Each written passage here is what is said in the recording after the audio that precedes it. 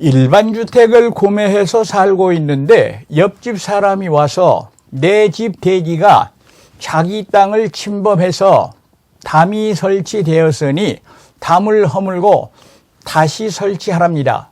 나는 매매 당시에 현상 그대로 살고 있습니다. 어떻게 하면 되나요? 이랬습니다. 이런 거는 우리가 이제 경계 분쟁이라 그러는 거죠. 여기가 갑이 살고 있고 여기가 을이 살고 있는데 을이 이 집을 팔고 지금 택지입니다. 이것도 택지, 이것도 택지입니다. B가 새로 사서 살고 들어왔다 이 말입니다. 자, 그런데 갑자기 갑이 이런 말을 합니다. 이 지금 담이 말이야 내 땅을 침범했다. 다시 말하면 원래 경계대로 하면은 이렇게 빗금 부분입니다. 이것이 갑의 땅인데 네가 지금 침범했다. 뒤로 후퇴하라. 이렇게 말을 합니다. B가 무슨 얘기냐. 나 을한테 살 때부터 이거 그대로 담 그대로 있다. 나 고친 것도 없다. 그런 소리 하지 말아라. 이랬습니다. 자, 이런 거를 경계 분쟁이라 그렇게 말합니다. 경계 분쟁은 아주 간단한 겁니다. 측량을 통해서 해결이 됩니다. 그런데 측량을 통해서 해결할 때 경계라는 본질이 뭐냐? 이거는 담이 쌓여졌다. 이거 관계없습니다. 지적도상의 도상 경계를 말한다 하는 게 판례의 입장입니다. 다시 한번 보실까요? 한국국토정보공사 옛날에 지적공사를 말합니다. 지적공사를 말합니다. 경계 보건 측량에 의해서 현실의 경계가 지적공부, 여기서 말하는 지적도입니다. 상의 경계와 다르다면 현실의 경계를 공무상의 경계에 맞추어야 된다라는 것이 판례의 입장입니다. 그러니까 만약에 이 빗금 부분이 이 면적이 을이 갑의 원래 도상, 지적도상의 경계를 침범했다면 당연히 이렇게 후퇴를 해줘야 되는 것이죠.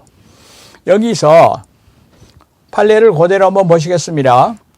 이거를 경계 보건 측량이라 이렇게 말합니다. 에 있어서는 첫째, 분할 등록 당시의 측량 방법에 따르고, 그러니까 예를 들어서 얘기할 때 분할이나 최초 등록할 때 그때 측량 방법 아마 가장 오래됐을 겁니다. 삼각 측량이 대표적입니다.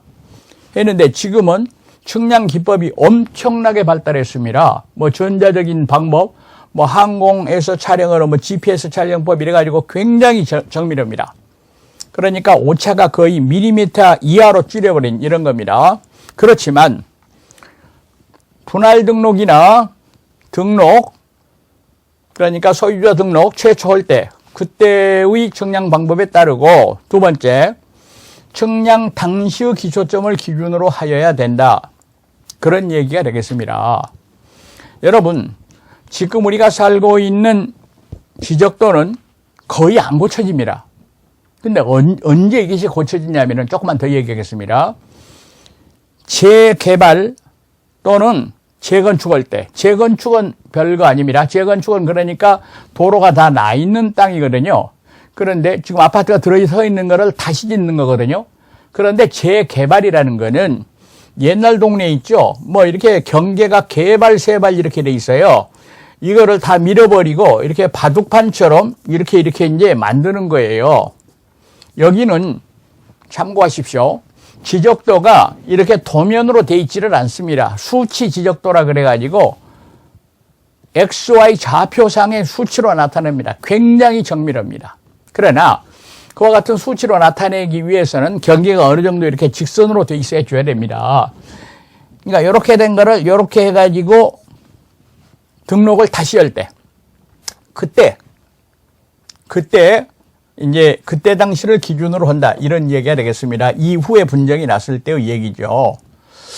여기서 우리 민법하고 직접적인 관계는 없지만은 민법의 기초가 되는 겁니다. 여기에 대하여 잠깐 우리 법 체계를 소개하고자 합니다. 자, 어찌됐든 간에 우리 민법은 토지에 대하여 사유재산권, 소유권을 인정하고 있습니다.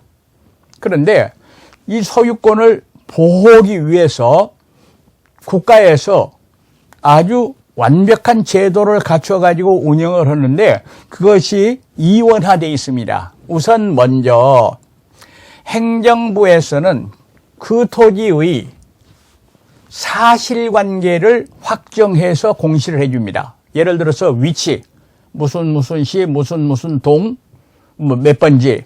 지금은 이제 그거를 없애고 이제 도로명으로 바꿨는데요. 어찌됐든 간에 그 위치하고 면적 몇 평인가 하는 면적. 지금은 제곱미터로 표시를 하죠. 그리고 그것의 그 지적도상에 표시할 때 그 지적은 내용이 뭔가, 그 용도가 뭔가 이런 겁니다. 전이냐, 답이냐 이런 거죠. 이런 거를 지목이라고도 합니다. 그러니까 구청, 시청, 군청 이 지자체의 지적과에서 보는 건데 이렇게 해서 측량을 통해서 토지 대장을 만들고 이 토지 대장상에는 미세한 경계가 안 나타나. 그래서 지적도를 또 측량을 통해서 비치를 하게 되는 겁니다. 그런데 등기부는 법원이 관리합니다. 따라서 현재 제도를 보면 땅이 새로 생겼다. 예를 들어서 정부 허가를 얻어가지고 새만금처럼 이렇게 땅을 만들었다. 이랬을 때는 먼저 시청, 군청 등등에다가 소유자 등록을 합니다. 이걸 등록이라 그래요. 여기서는 등기라 그러는데 여기서 소유자 확인을 받아갖고 그거를 법원에 가가지고 등기를 합니다. 등기. 이렇게 해가지고 등기가 완료되면 법원은 다시 그 완료된 등기 내용을 아까 이야기한 대장 소관청에다가 연락을 해줍니다.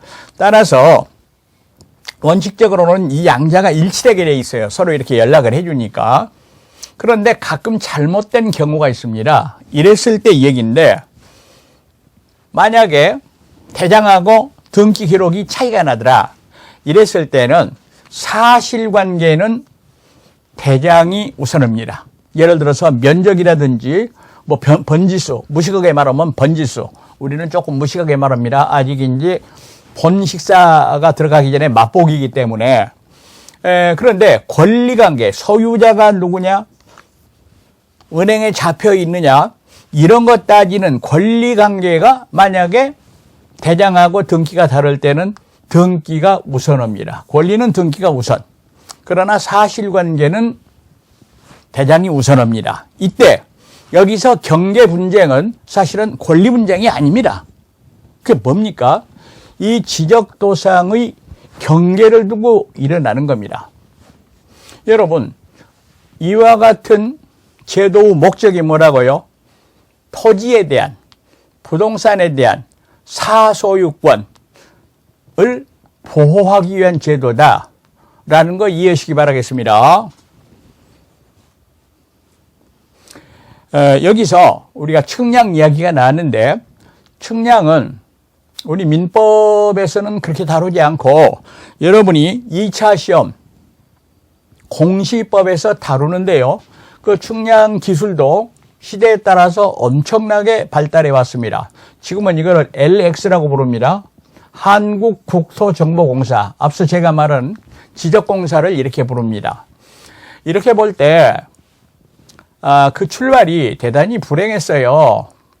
외정시대에 일제강점기에 일본 사람들이 우리 토지를 수탈하기 위해서 토지조사 사업을 하고 그걸 뒷받침하기 위해서 이 토지 지적에 관한 이런 단체가 생겨난 겁니다.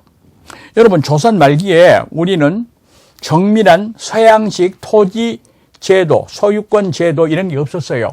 그러니까 소유자가 불분명한 땅이 많았습니다. 예를 들어서 문중 땅, 종중 땅, 기타 종교단체 등등 이런 것을 무주물이라 그래가지고 총독부가 전부 다 이렇게 일본 땅으로 만들어 버렸어요. 물론 해방되고 다 내놓고 갔습니다만은. 그래서 맨 먼저 조선지적학회가 생겼고, 그 다음에 이제 해방되고 나서, 정부 수립되고 나서 지적협회로 되고, 이것이 이제 재단법인 대한지적공사, 제가 지적공사를 할 때는 2단계를 말한 겁니다. 그리고 이제 측량기술 발달함에 따라서 다시 전북 혁신도시로 본사가 이전했습니다. 뭐가? 지적공사가. 그 다음에 이제 LH, 한국국토정보공사 해가지고 업무가 좀 많았습니다. 지적 측량은 물론이고 토지의 분할 합병, 토지 개발에 필요한 국가 사무를 대행하는 기관으로 다시 발전적으로 태어나게 된 겁니다.